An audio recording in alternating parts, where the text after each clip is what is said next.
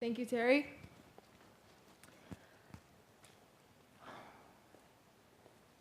On the day before Christmas break, everyone was excited. Some were excited because they're going on vacation. Sorry. How do you put this on?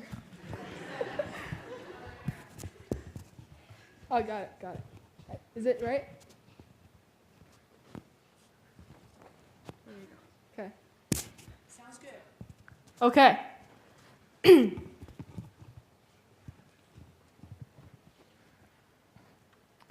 On the day before Christmas break, everyone was excited. Some were excited because they're finally going on vacation, and some were excited because they're going back to their families and spend quality time. But something else also happened on the day before Christmas break. On the day before Christmas break, a very good friend of mine lost her father to cancer. And it was only later when I was told that she had already lost her mother to cancer when she was in elementary school. Now, fast forward 2 weeks. On February 8th, 2014, just 14 days prior to today's conference, a grade 12 boy who would always come to my drama class during his spare block had lost his mother to cancer. And I was given the opportunity during one of the school plays rehearsals to ask him where he's going to stay at and who he's going to stay with. And he told me he's going back to the Philippines to stay with the rest of his family. He also told me that since he had never seen his dad before, he is practically an orphan now. So I would like to dedicate this speech to those two friends of mine and their families. Now, a little bit about myself. I have always been one of those people who lived in an imaginary bubble. And not to say that I'm not outgoing, because I would consider myself as being a pretty outgoing person. What I mean by living in a bubble is that I have lived in a bubble where I would subconsciously block out the negative things that I didn't want to see, hear, or consider.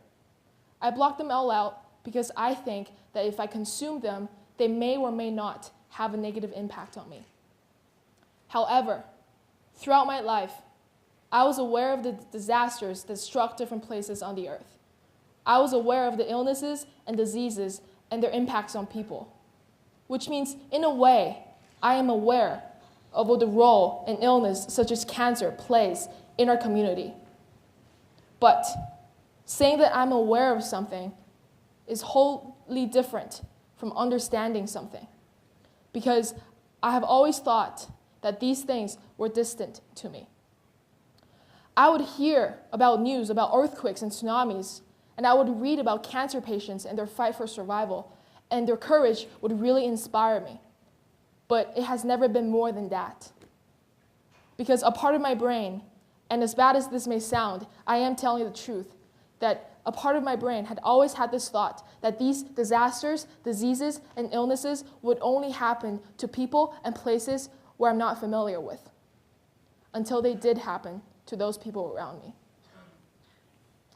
And we all know what it feels like to be proved wrong when you thought you were right. It sucks.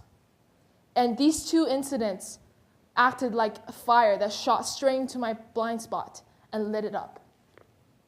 After these two events, I learned how to appreciate people around me. I learned how to appreciate time. And most importantly, I learned how to stay active. And I tried. I stayed as active as I could possibly do. I wrote poems, I wrote forums, I wrote little short stories that delivers the same message I am standing here in this room trying to deliver to all of you today. That in order to change the world, we have to start by changing our perspectives on things first. We have to realize just how lucky we are to be sitting in this room right now. We have to seek the value in the things around us rather than see their value. So how did I form my thoughts into words? Well, I had some difficulties until I read the last lecture. Now, this book isn't just a book. The last lecture is an actual lecture offered at many universities throughout the world. And the significance under the name, the last lecture, is in the form of a question. And the question is, what would you want to give to your students if this were to be your last lecture? And as we all know, professors can only give these lectures. Now, the irony is, for this book, that the author for this book is Randy Pausch. His last lecture at Carnegie Mellon University was indeed his very last, because he was diagnosed with pancreas cancer, and the doctor told him that he only had 3 to 5 months of good health left. He had 12 tumors in his lungs. So what did I learn from this book? I read this book multiple times, and I've come to the conclusion, and I found the key determinant that what makes a good book good. And that is, when you read a book over and over again, you learn something different. And the last time I read this book was, in fact, last night. And what I got out from last night's read was one quote from the book. And that is, brick walls are there for a reason. They're there to prove, they're there to give you a chance in order for you to prove just how badly you want something. And I find it funny because right now I'm standing in this amazing room talking to you, and this is like a brick wall. This is a chance for me to use to prove just how badly I want my message to be heard. What else did I learn from this book? I learned the definition of perspective. Now let's take a little story. The first time I ever read this book, I finished it and I asked my mom, hey mom, what would you do if your doctor were to tell you that you only have 3 to 5 months of good health left? And you know what she said? She said, well, first of all, I would probably go to somewhere else where I could be alone, get a towel and cry for 2 months out of those 5. And I laughed. But after I laughed, I considered, hey, that's probably what I would do if my doctor told me I only have 3 to 5 months of good health left. I would be unable to accept the fact that I'm leaving this world so soon. But that's not what Randy did. Of course, he cried at times when we couldn't see his tears. But what we also saw was that his courage when he was standing in front of the room, giving his lecture to hundreds of students, trying to influence them with his ability to inspire. And I think that's what we need to do.